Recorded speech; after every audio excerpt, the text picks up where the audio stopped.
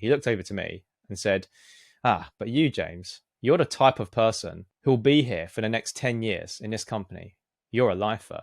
I can see it now. Have you ever had one of those moments where you've been talking to a group of people or another person and they've said something that's felt pretty negative or pretty mean toward you, and it's made you pretty angry inside or frustrated, and it's made you kind of like clench your fists and grit your teeth, and it's fired you up and giving you this source of motivation from this negative energy space? And it's often to kind of prove them wrong or prove what they're saying wrong. I like to call this concept dark motivation. And it's a bit of a taboo subject. A lot of people don't really like to talk about it. I just want to kind of share a little story where this happened and how it helped me achieve a lot of my big goals. So about 15 years ago, I had a boss who was a bit of a joker. I mean, he's a bit of a kind of the clown in the group. He was due for retirement. He'd been working for about 40, 50 years and was looking forward to spending all of his time fishing. He was talking to all of us, and we were all quite young. And he was talking about how he's passing the baton over and it's now our turn and it's going to be another long slog for us. He looked over to me and said, but you, James, you're the type of person who'll be here for the next 10 years in this company. You're a lifer. I can see it now. That moment, shivers went down my spine and I just felt awful. It cut so deep that someone could look at me and what he knew of me at the time could think that I was going to be there forever. Now, in that moment, I just laughed it off. We were just, he was having a bit of a joke around. So I was like, in that horrible, awkward, nervous laugh, and just carried on. Now, obviously, the conversation just kind of moved on, but it was a bit embarrassing because everyone took a moment to, laugh at me at the time. That conversation, that stayed with me for a very, very long time. It kept me up at night on that night. And it really made me question, damn, is that what he thinks? Is that what everyone thinks? And how true is it? The reality is, it wasn't even about him saying it. He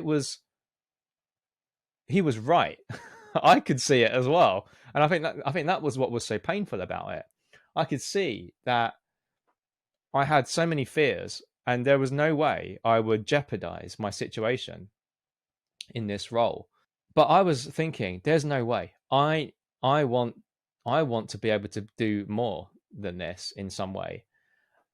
And that scenario kept coming back to me for months and even years after as a point of kind of reflection where I was like, there is no way that I will be stuck in a box because I'm too afraid to move. And that's what it boiled down to. It was an internal thing for me and something I was battling with. And so every time I looked to make a change and I was struggling, I was nervous or anxious or got overwhelmed, I'd remind myself, there is no way I can let those words come true. Now, this might be all right for some of you who maybe want to stay in a job because you really enjoy it.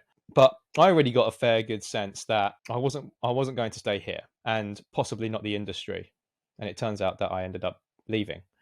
Who knows where we'll end up in the future? At least, for now, that was the case.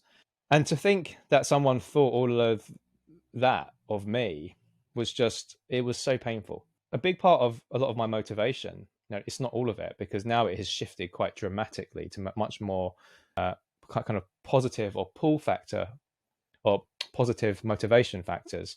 But early on, when I was just filled with this fear, that would often be one of the things that would help nudge me over the edge to do what I know I needed to do. The point here is sometimes you can turn some negative comments, some negative words from other people and turn them into a fuel that can get you to move. Now, it's quite controversial because a lot of people don't like being driven by a lot of these kind of bad thoughts. You need to use whatever will get you to move, because sometimes the pull factors that you can get are just not strong enough to get you to move. And then you'll pull back and then you'll settle into your comfortable zone. Use whatever fuel you have available to you. If someone has told you that you can't do it, or you're the type of person who can't do this thing, or you're going to be stuck in this situation, sometimes it might be worth reflecting about that and seeing how you can use that to get you to move forward and maybe prove those words wrong. It's not necessarily about proving the person wrong. It's about proving those words wrong.